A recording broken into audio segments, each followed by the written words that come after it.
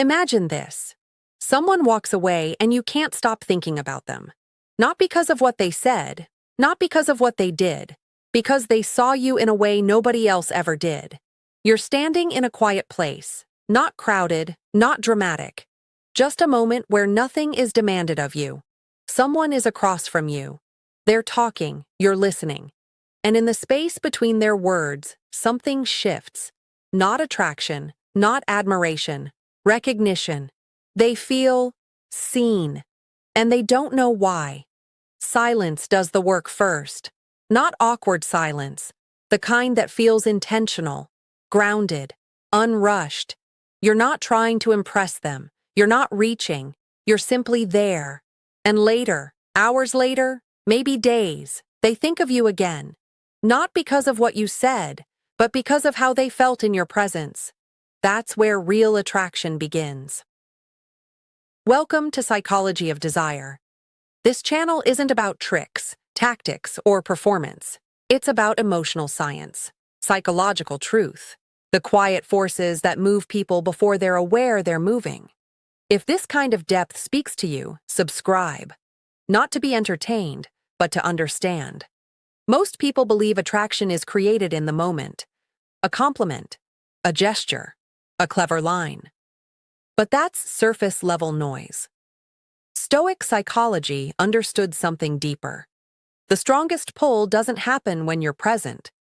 It happens after you're gone. Because the mind doesn't attach to what dazzles it. It attaches to what disturbs its emotional balance. Not chaos, not drama, but resonance. Being admired feels good. Being seen feels dangerous. Admiration flatters the ego. Recognition touches identity. And identity is where vulnerability lives. When someone feels understood, not explained, not analyzed, but recognized, something opens inside them. A quiet exposure. They may smile, they may stay calm, but internally, a question forms. How did they see that? That question doesn't fade. It echoes. Stoics didn't chase attention. They cultivated presence. They spoke less, observed more. And when they spoke, it landed. Not because it was loud, but because it was precise. The 6 words we'll explore in this series are not compliments in the traditional sense. Not, "You're beautiful." Not, "You're amazing." Not this.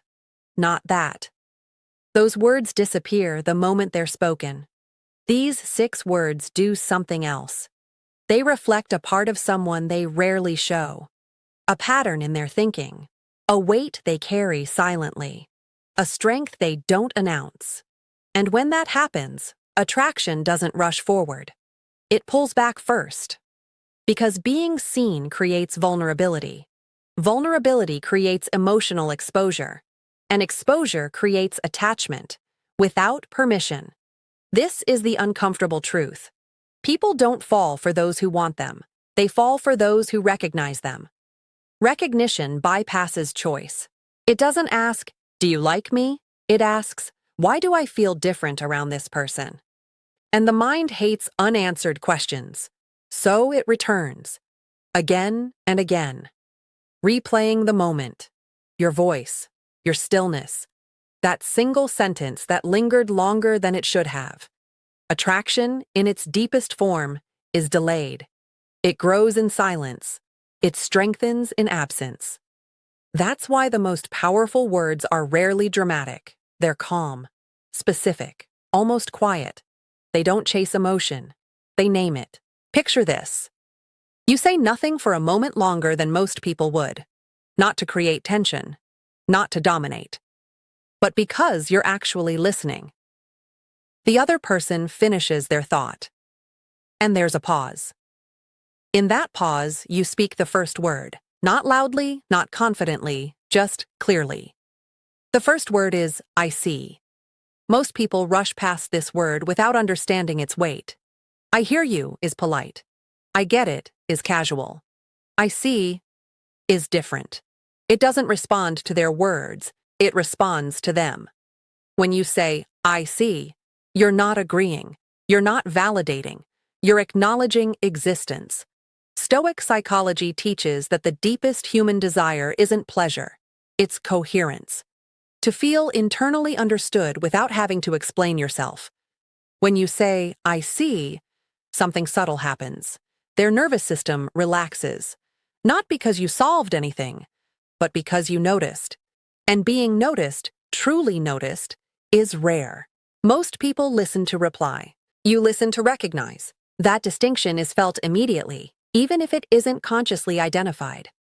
I see, followed by silence, is even more powerful. Because now they fill the space. They go deeper, reveal more, expose something unpolished. And this is where attraction quietly forms. Not through charm, through safety. But safety doesn't mean comfort. It means permission. Permission to be incomplete. Permission to be conflicted.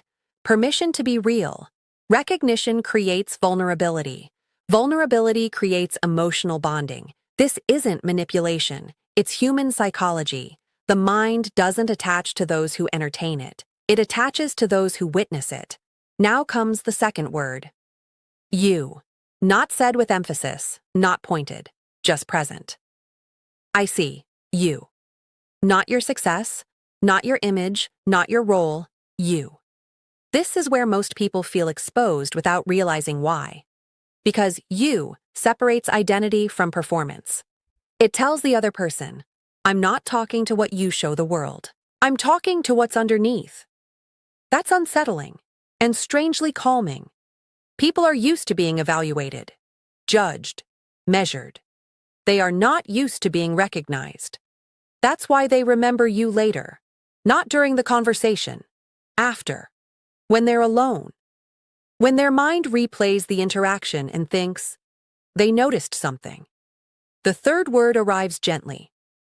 How? This word shifts attention inward. Not what they think, not what they believe, but how they move through the world. How signals process, pattern, inner mechanics. I see you how. Now you're not observing actions. You're observing rhythm. And humans are deeply attached to their rhythm, their emotional timing, their way of responding, their quiet habits.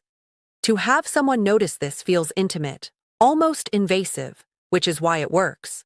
But only when it's sincere, only when it's calm. Stoics understood restraint. They knew that intensity repels when it's forced, and pulls when it's controlled. You don't rush these words. You let them breathe. Because attraction isn't about impact in the moment. It's about the echo afterward. These words don't excite. They unsettle gently. They make someone reflect. And reflection is where attachment begins. In the next part, we'll complete the sentence. The remaining words that quietly enter the other person's inner world. Not as praise, but as recognition they didn't ask for. And won't forget. Imagine how subtle this moment is. There's no shift in posture, no change in tone, no dramatic pause meant to impress, just continuity. Your voice stays calm as the next word arrives. Move. This word is never about physical movement. It's about emotional direction, how they approach conflict, how they retreat when something matters, how they soften instead of hardening, how they hesitate right before honesty. Most people comment on outcomes. You notice motion, and motion reveals truth. When you say, I see you how you move, you're touching something preconscious, something they do before they decide, something they rarely notice in themselves. This is why it lands deep, because no one feels threatened by praise, but everyone feels exposed by accurate observation. The mind reacts before logic can interfere. There's a brief internal shift. Did I show that? How did they notice? And now you've entered the private space. Not forcefully, not intrusively, naturally. Stoic psychology emphasizes one thing above all. Awareness without attachment. You don't lean in emotionally after saying this. You don't wait for a reaction. That's crucial, because the power isn't in the words themselves. It's in your lack of need for a response. Need collapses attraction. Presence sustains it. Then comes the fifth word. Through. This is where depth fully activates. Through implies continuity, duration, history. not a single moment, not a recent event, a pattern over time. When you say through, you're acknowledging that what you're seeing isn't accidental. It's ingrained, carried. People rarely feel seen across time. They feel seen in snapshots. This word tells them, I've noticed you beyond today. And that's intimate. Because it implies memory, attention, a quiet form of care, without attachment. It suggests you've been watching without consuming, observing without taking. This creates a paradox. They feel important, without feeling chased. And the mind doesn't know how to categorize that, so it returns to it, again and again. Now the final word arrives. It's almost whispered. This. I see you how you move through this. Not defining what this is. You let them fill it in. Their struggle, their transition, their internal conflict, their unspoken weight. This is deliberately undefined. Because whatever they're carrying right now, that's what they'll assume you mean. The human mind completes emotional gaps with personal truth, and when it does, the sentence becomes theirs, not yours. That's why it stays. This isn't a line, it's a mirror. And mirrors are dangerous, not because they manipulate, but because they reveal. Being understood creates vulnerability. Vulnerability creates emotional exposure. Exposure creates attachment without consent, not obsession, not dependency, but a quiet bond. They may not respond immediately.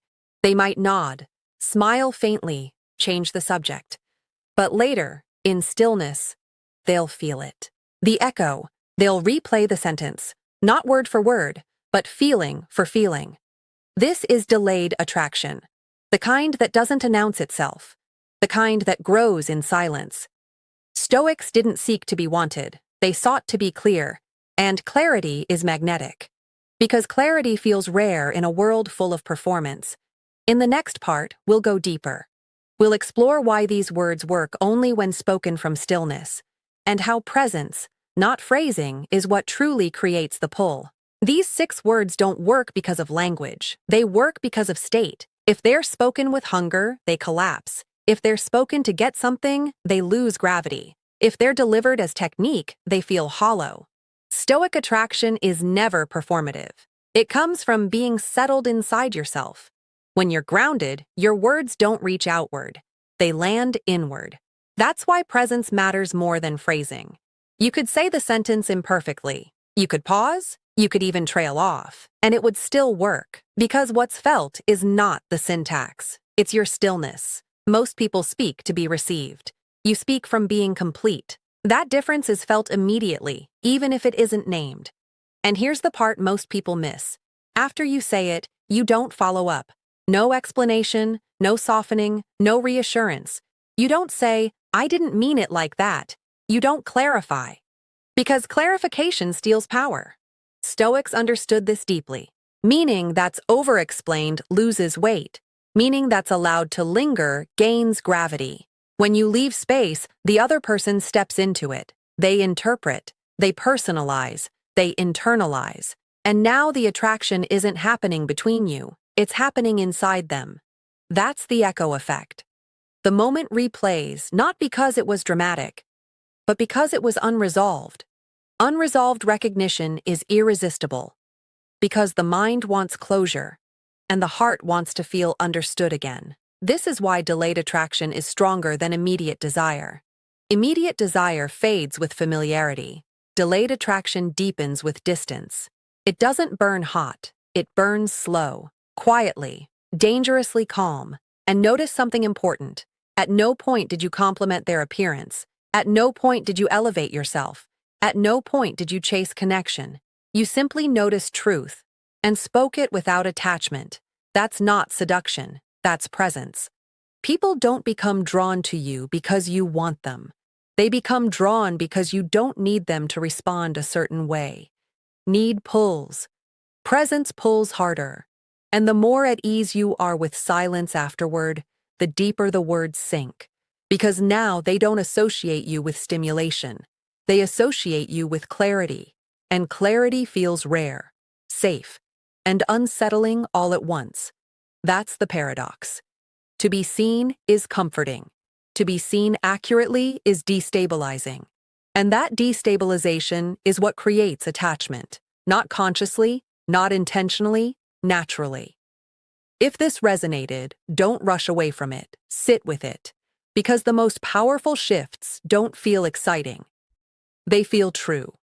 This channel exists to explore those truths, not to give you tactics, but to sharpen your awareness, your presence, your psychological gravity. If you value depth over noise, if you're drawn to understanding what actually moves people beneath language, subscribe to Psychology of Desire, not for answers, but for recognition. And remember, the strongest attraction isn't felt when you speak. It's felt later, when they're alone, and your presence returns without being invited.